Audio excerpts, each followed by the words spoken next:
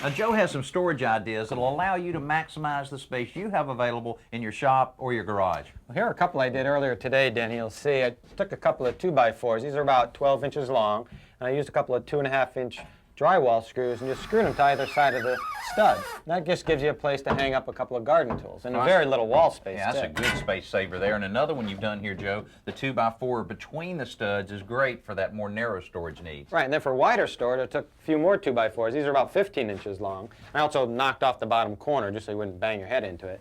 And I ran them along, and again, with 2.5-inch long drywall screws, screwed them right to the stud. Yeah, this is a perfect height for it because you can still have storage against the wall like your plywood. Plenty of room. Yeah, this is about 5 feet high.